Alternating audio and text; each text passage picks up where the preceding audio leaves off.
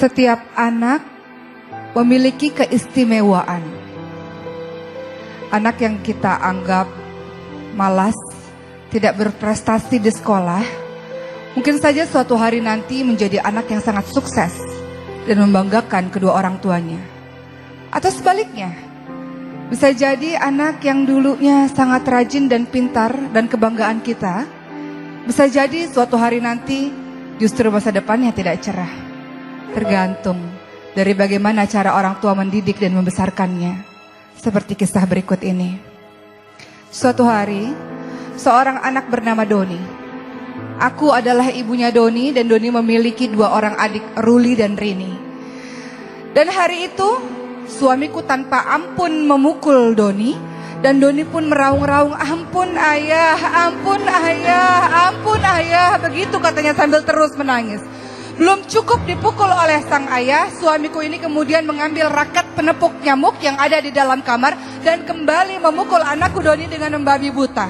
Mulai dari kakinya, punggungnya terus dipukulnya. Dasar anak tidak tahu diri, dasar anak memalukan, dasar anak tidak berguna. Sampai kapan terus-menerus membuat ayah malu seperti ini?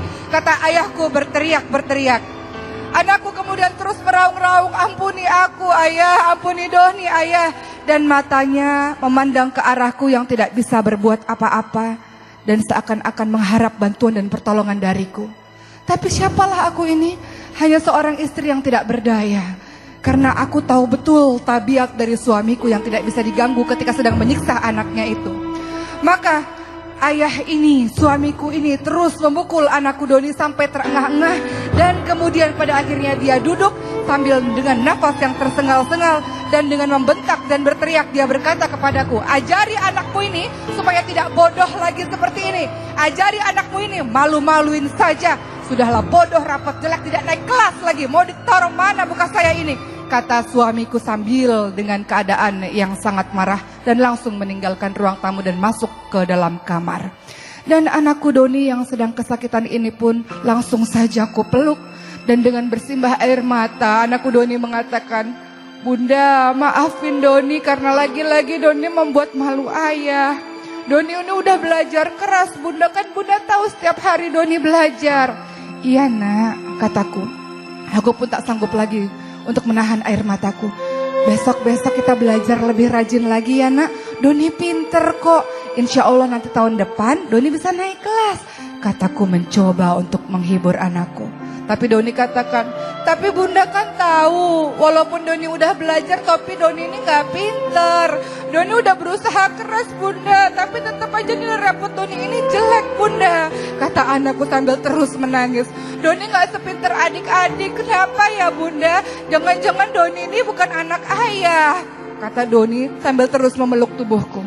Dan aku pun terus meneteskan air mataku karena perlakuan yang sangat tidak adil menurutku dari suamiku terhadap anak kesayanganku ini. Maka malam itu, Doni tertidur dengan adik-adiknya. Dan adik-adiknya sangat ketakutan karena melihat abangnya ini mengigau dengan sangat kencang. Berteriak-teriak dengan sangat kencang. Doni demam, tubuhnya sangat panas. Maka adik-adiknya memanggil aku dan ayahnya untuk segera menuju ke kamar mereka. Dan aku pun memeluk anakku Doni. Dan Doni mengatakan, Bunda jangan jauh-jauh dari Doni. Doni mau sama Bunda terus. Maafin Doni yang sudah berbuat salah dan memalukan ayah. Doni gak pernah jadi anak kebanggaan ayah. Maafin Doni ya Bunda, katanya dengan badan yang sangat panas. Aku tahu suamiku khawatir. Suamiku memanggilkan dokter dan untuk berusaha memeriksa dan menyembuhkan Doni. Hari terus berlanjut. Ternyata suamiku masih menyimpan rasa malunya. Maka ia memutuskan untuk Doni harus tinggal di pesantren dan tidak boleh dijenguk sama sekali. Begitu kata suamiku. Doni tertegun mendengar pernyataan dari ayahnya. Aku tahu betul kenapa Doni hendak diberikan ke pesantren. Karena suamiku ini sangat malu dengan keadaan Doni. Doni kembali menatapku dan kembali memelukku dengan mengatakan, Bunda, Bunda kan tahu Doni gak bisa jauh dari Bunda. Doni mau sama Bunda. Doni kan kalau tidur dipeluknya sama Bunda. Nanti kalau di pesantren gimana Bunda? Bunda tolong bilang sama ayah Doni gak mau di pesantren. Doni janji Doni akan rajin belajarnya. Doni janji Doni pasti akan membanggakan ayah. Kata Doni berusaha untuk meyakinkanku. Namun lagi-lagi apalah aku. istri yang tidak pernah berdaya ini. Dan Doni pun akhirnya diletakkan di pesantren, tetap dengan wanti-wanti dari suamiku tidak boleh dijenguk sama sekali. Biar dia menjadi anak yang rajin, bukan menjadi anak yang manja. Biar dia pintar, gak malu-maluin keluarga. Begitu kata suamiku. Maka Doni pun akhirnya berada di pesantren. Doni tidak boleh dikunjungi dan hanya pulang ke rumah pada saat liburan saja. Bertahun-tahun di pesantren, pulang ke rumah pada saat liburan. Aku melihat ada perubahan yang sangat signifikan dari Doni. Doni tidak banyak bicara, irit sekali bicaranya.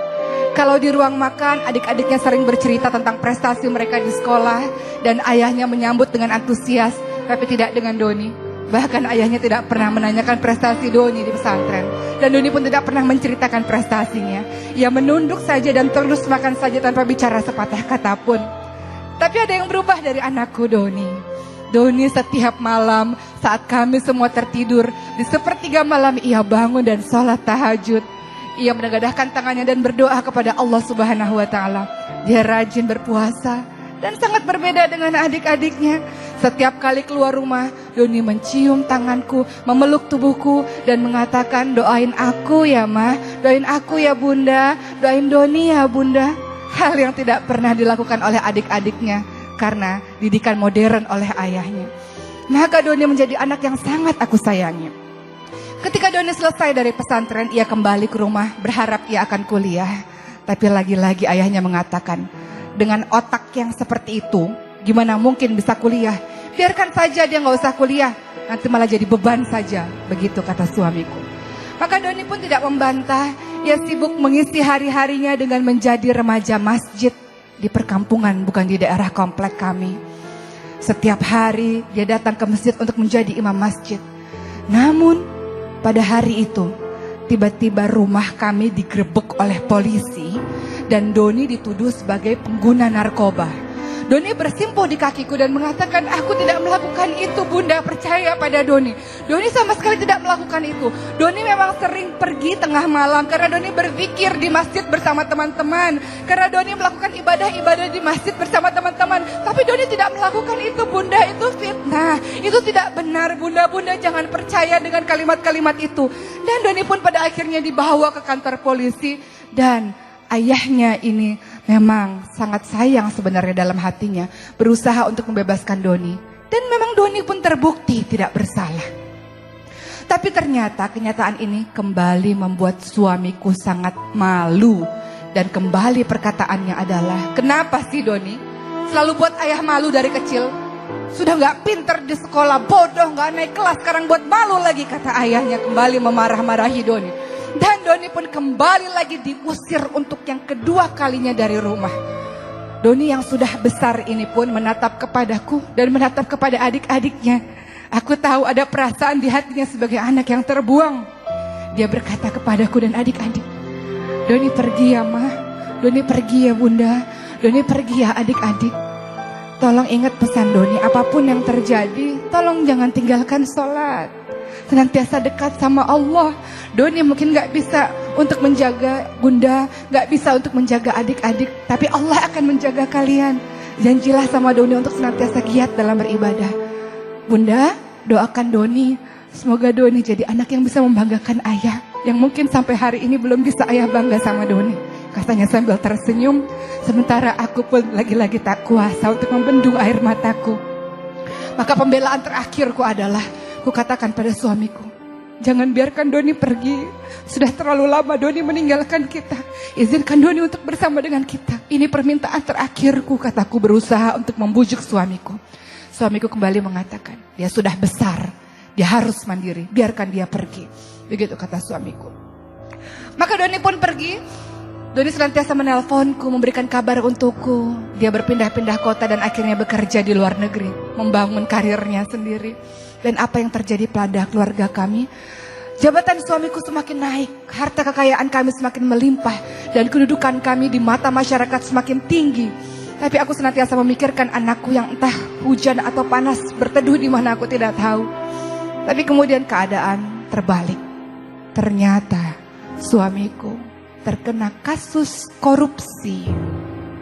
semua harta berharga, rumah disita oleh polisi. Dan suamiku pada akhirnya digiring untuk menuju ke penjara, dimasukkan ke dalam penjara.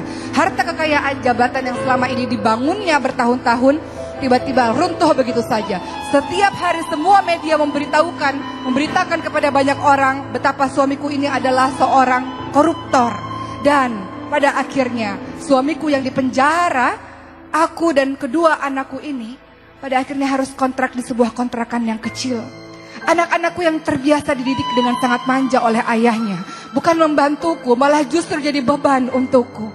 Anak-anakku, adik-adiknya Doni ini kemudian kembali tidak mau sekolah, tidak mau kuliah karena merasa malu semua orang membicarakan tentang ayahnya. Maka semakin terpuruklah kehidupanku. Dan aku merindukan anakku Doni, kemana dia?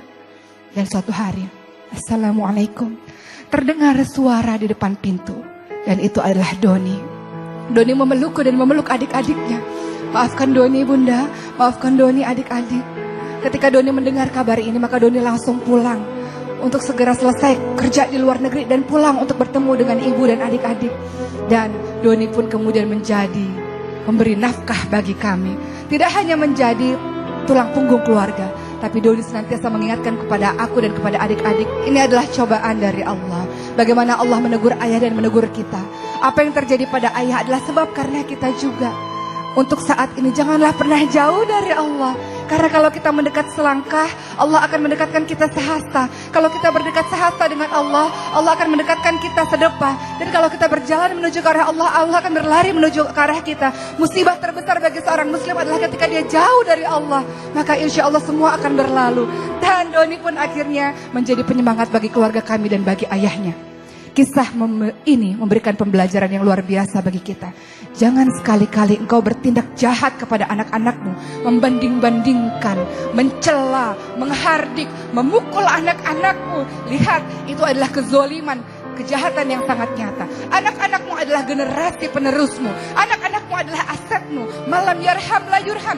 Siapa yang tidak menyayangi tidak akan disayangi oleh Allah Subhanahu wa taala. Senantiasalah sekarang saat ini minta maaflah kepada anak-anak yang sudah kita perlakukan secara tidak adil. Kita pukul dia, kita caci maki dia. Minta maaflah kepada anak-anakmu dan senantiasalah berdoa kepada Allah agar diberikan kesabaran dan kelembutan hati untuk mendidik anak-anak kita sehingga dia menjadi anak-anak kebanggaan kita. Ingat, setiap anak adalah istimewa. Tidak ada anak bodoh, tidak ada anak nakal. Hanya karena kitalah yang memperlakukannya secara tidak adil. Mudah-mudahan kita menjadi orang tua yang bijak dan anak-anak kita menjadi penyejuk mata, penyejuk hati, kebanggaan Allah, Rasul dan keluarganya. Insya Allah.